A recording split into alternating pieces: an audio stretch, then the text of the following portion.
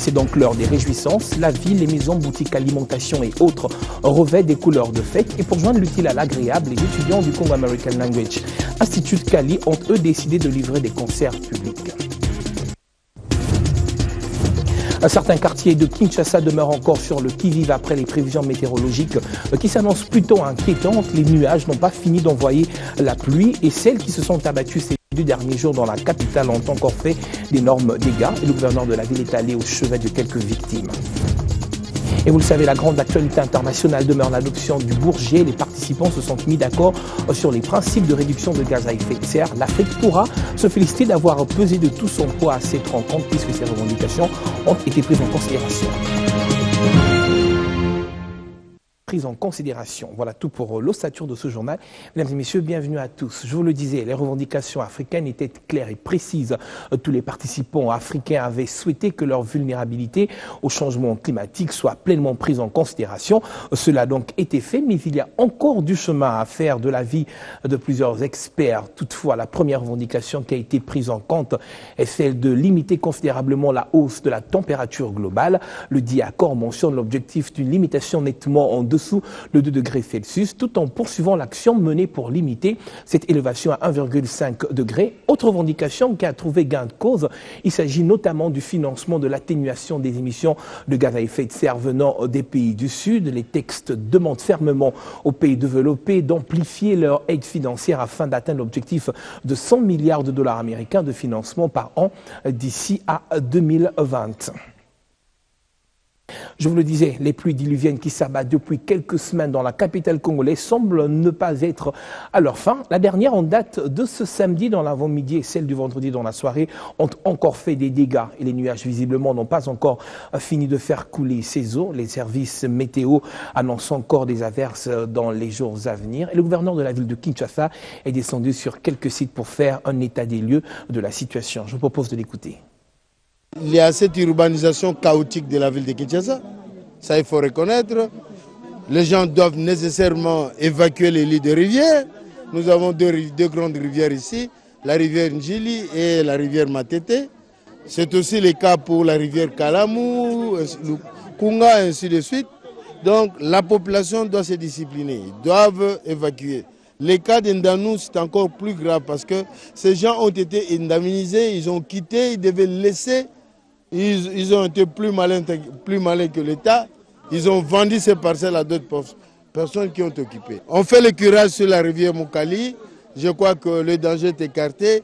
Nous aurons à placer les 3 passerelles qui ont été détruites par l'inondation. Pour des bonhommes, on doit terminer les travaux. Nous avons vu des caniveaux qui doivent aller jusqu'à la rivière Njili. Pour limiter, ici où nous sommes, voilà un citadin qui a dit, qui a donné les causes profondes. Évidemment, les lits de la rivière qui est occupé, les digues qui étaient emportées. Donc nous devons reconstruire les digues. Nous devons également évacuer les personnes, les parcelles qui sont sur les lits de la rivière. Et en même temps, nous devons apprendre à jeter les immondices dans les poubelles et au lieu de les jeter dans Actualité, c'est hier qu'a pris fin la formation sur la question de la médiatisation électorale en République démocratique du Congo, activité organisée à l'intention des chevaliers de la plume de Kinshasa. Durant 3 jours, 15 journalistes de la capitale ont été outillés sur la question. Objectif, améliorer la qualité et les contenus d'informations liés au processus électoral en RDC. L'initiative était signée l'ONG canadienne Journalistes pour les droits humains en partenariat avec l'ambassade du Canada. Suivez. Voici 15 journalistes qui pourront désormais aborder des questions électorales en toute neutralité et avec beaucoup plus d'expertise. 3 jours durant, ces derniers ont été formés sur les différents contours de la médiatisation électorale. Sur l'initiative de l'ONG canadienne Journalistes pour les droits humains, en collaboration avec l'ambassade du Canada. Cette séance de travail s'est voulu être un outil de formation auprès des chevaliers de la plume. Satisfait parce que toutes nos attentes ont été atteinte et nous espérons que les journalistes seront sur terrain, ils seront à mesure maintenant de réaliser quelques reportages sur les élections. Mais nous pensons que cette session a surtout permis aux participants de se faire déjà une idée sur le forum national que nous allons organiser au mois de février. Et nous pensons que ça sera un moment enrichissant et ça peut permettre à ce que nous ayons un processus électoral crédible, apaisé, du moins si ça ne dépend que du travail des journalistes. Pour cette dernière journée, l'accent a été mis sur l'éthique et la déontologie journalistique. Aujourd'hui, la question électorale est une question qui intéresse toute la société congolaise en particulier. Et le processus a besoin d'un accompagnement solide et efficace. Et je pense que les journalistes sont les personnes les mieux placées pour assurer cet accompagnement. Des matières apprises qui valaient bien la peine au regard du contexte politique actuel. Les participants saluent cette initiative. Il était temps que les journalistes soient outillés, il était temps que les journalistes soient équipés pour ne pas commettre des délits ou bien des gaffes pendant au moment de la couverture de la période électorale. Cette formation nous a donné des connaissances sur principalement ce qui concerne les concepts électoraux, les systèmes électoraux, les cycles électoraux et le comportement que le journaliste doit adopter. Donc elle a été pour nous très bénéfique, raison pour laquelle personnellement j'ai formé cette demande à l'organisation qui nous a réunis ici, notamment JDH, d'intensifier cette formation auprès d'autres confrères. Les participants ont reçu les brevets sanctionnant la dite formation, voilà qui devrait les permettre davantage de mieux exercer leur profession.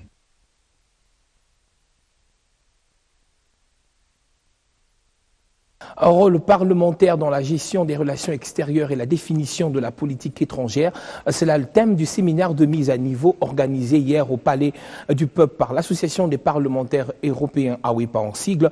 Échange initial, l'intention des parlementaires membres des commissions de politique étrangère et de défense et sécurité. Ce séminaire envisage outiller les parlementaires congolais sur le rôle de la diplomatie parlementaire dans la bonne marche et le développement de la RDC. Le rapporteur de l'Assemblée nationale qui a présidé la cérémonie d'ouverture a encouragé ses collègues à la réflexion sur les instruments législatifs susceptibles de favoriser un dialogue fructueux dans la gestion des relations extérieures. La nécessité d'approfondir la réflexion sur les concepts même de gestion des relations extérieures, en fait de lui donner corps et de la traduire en action concrète. Je vous exhorte à une activité tout azimut, à une attention soutenue pour bien exploiter les informations qui vous seront données à ce jour. Pour sa part, la conseillère politique près l'ambassade de Belgique invite les députés et sénateurs de la RDC à identifier les enjeux à l'origine des conflits dans la sous-région des Grands Lacs. La diplomatie parlementaire permet aussi de bâtir des fonds là où les relations sont encore fragiles. Les assemblées parlementaires régionales permettent de multiplier les vecteurs de communication et ont un rôle important dans la prévention et le règlement des conflits. L'Association des parlementaires européens, AWEPA, appelle les parlements à toujours faire l'état des lieux de la politique étrangère pour l'émergence et le développement. Outiller sa base sur le bien fondé du dialogue national convoqué par le chef de l'État congolais. C'est à cet exercice que s'est adonné le ministre de l'Industrie, Germain Kambinga. L'élu du district de la Lukungu a procédé hier samedi au lancement de la campagne du Forum citoyen. C'est une campagne dénommée Forum citoyen pour le dialogue que Germain Kambinga a lancée le vendredi 11 décembre dernier dans sa circonscription électorale de la Lukunga. C'est dans la commune de Kintambo que le ministre de l'Industrie a commencé ces échanges qui permettront à sa base d'appréhender les biens fondés du dialogue national inclusif convoqué par le chef de l'État pour un atterrissage en douceur des élections prochaines en RDC. Les habitants de l'avenue Lubudi ont pu être édifiés sur la nécessité qui va aider à aplanir les divergences des uns et des autres.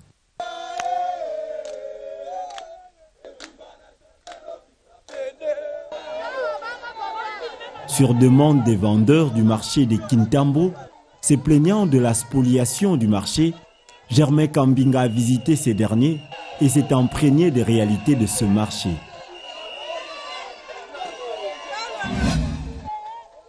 Ensuite, Le ministre de l'Industrie est descendu sur l'avenue Boma, toujours dans la même commune. Là, sur le lieu, la visite a été interrompue par la pluie qui s'est abattue. Le gouvernement congolais, vous le savez, s'est inscrit dans la lignée de la lutte contre l'insécurité dans la capitale congolaise, un combat mené pour décourager ainsi tous ces actes civiques. Et pour bien mener cette campagne, le commissaire provincial de la ville de Kinshasa était dans nos studios. Nous avons débattu de la question avec lui. Je propose ici de suivre un extrait de notre entretien. Les parents doivent être en mesure d'encadrer leurs enfants. La famille, c'est une cellule de base où il faudrait que les enfants soient d'abord prise en charge au niveau de la famille pour une bonne éducation avant que l'État puisse les récupérer dans la rue.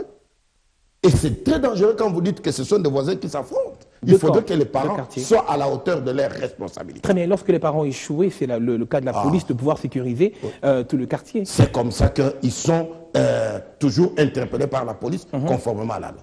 Très bien. Puisque les parents ont échoué. Le commissaire provincial de la ville de Kinshasa n'a pas été le seul à visiter, à être reçu sur ce plateau de l'invité du journal, mais également l'envoyé spécial, le chargé spécial de la lutte contre la corruption, envoyé du chef de l'État, était également dans nos studios. Vous pourrez suivre en intégralité ces deux interventions ce soir après la grande édition de 19h30. Actualité en province, une soixantaine d'éléments présumés ougandais ADF blessés lors des sans affrontements avec les FARDC en localité d'Eringeti bénéficient des soins médicaux en Ouganda. Ces derniers jours, l'alerte est de l'ONJDH, Convention pour le respect des droits de l'homme. Son coordonnateur, Jean-Paul Paluku, veut l'implication de la communauté internationale et celui du gouvernement congolais. Ces rescapés présumés ADF seraient soignés précisément dans les districts de Bouamba, en Ouganda, un pays auquel les éléments ADF devraient normalement se retrouver car étant hostiles au pouvoir de ce pays. Jean-Paul Paluku Ngondi est coordonnateur national de l'ONJDH, Convention pour le respect des droits de l'homme. D'ailleurs, c'est depuis avant-hier que nous avons été alertés et nous avons fait tout pour essayer de nous impliquer, pour essayer de comprendre où est-ce que précisément ce soi-disant rebelles ADF seraient en train d'être soignés. Et nous avons découvert qu'effectivement, ils sont en train de recevoir des soins médicaux au niveau de Kasese et Bundubugyo. C'est dans le district de Bouamba. Ça nous amène à nous poser beaucoup de questions.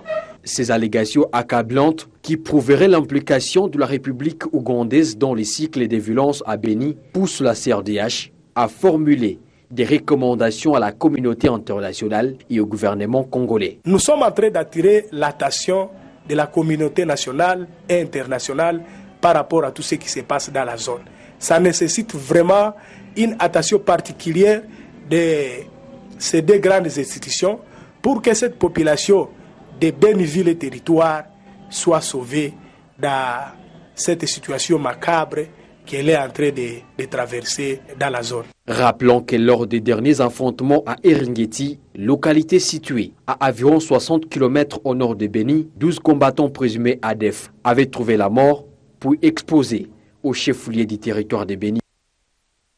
Restons dans cette partie du pays pour vous informer de la création depuis quelques heures du mouvement rebelle Force des compatriotes congolais en territoire de Massissi, une formation qui serait composée des ex-M23 de l'ex-CNDP ainsi que de certains résiduels Maïmaï Parico et dans le quartier général serait basé dans la localité de Mouesso. La société civile lance ainsi le temps par rapport à cela et selon son président Thomas Dakin Mouti, interrogé par notre correspondant ce dernier invite tous les jeunes qui sont dans cette rébellion à quitter ce mouvement rebelle. Je vous le disais à l'ouverture de ce journal, la Saint-Sylvestre approche et c'est donc l'heure des réjouissances. La route, les villes, les maisons, boutiques, alimentation et autres revêt des couleurs de fête. Et pour joindre l'utile à l'agréable, les étudiants de Congo American Language Institute Cali ont eux décidé de livrer des concerts publics dans la capitale, ce par le vaste concept dénommé Christmas to Me.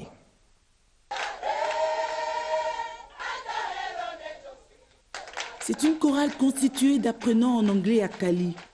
À la veille de la fête de la Nativité, elle se propose de partager la joie de Noël avec la population du Congo. Lieu choisi, Shoprite. Christmas to me, c'est que veut dire Noël pour nous, Kalima Square. Et c'est ce qu'on est venu expliquer aux autres, afin de partager ce petit moment aussi. Je ne sais pas trop dire, on va dire que c'est parce que je suis de Cali, mais on a vraiment vu la grâce de Dieu et c'était merveilleux.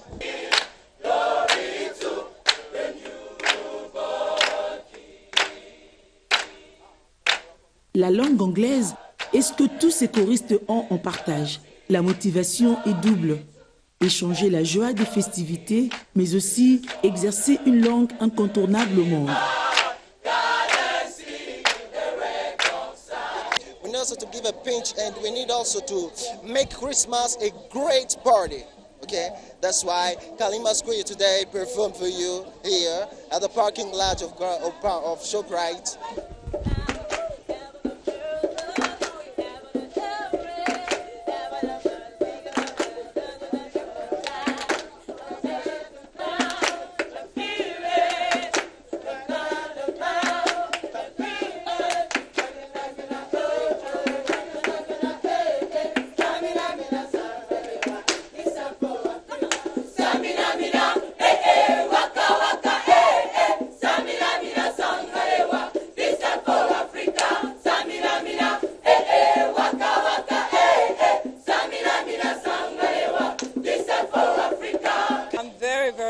Of the students and how they are using their English, because English is very tough for some people to master, but they have gone one step further in that they are singing in English and then they also are giving back to the community.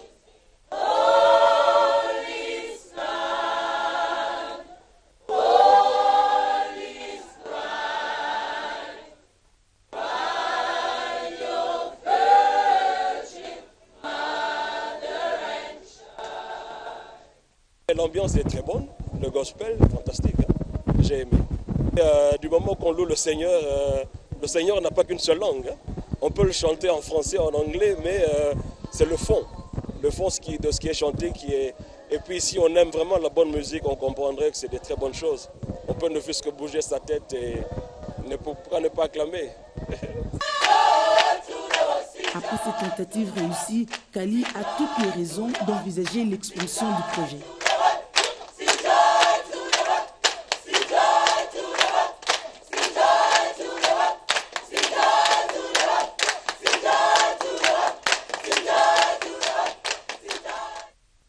Et avant de nous séparer, cette fin de course du représentant de la République démocratique du Congo au quart de finale de la Coupe du monde des clubs, le tout-puissant Mazembe s'est incliné tout à l'heure face à la formation japonaise de Sanfrecce Hiroshima sur le score de 3-0. La rencontre s'est jouée au stade Nagai. Le tout-puissant Mazembe ainsi plie bagage. Voilà qui met un terme à cette édition d'actualité. Merci à vous de l'avoir suivi.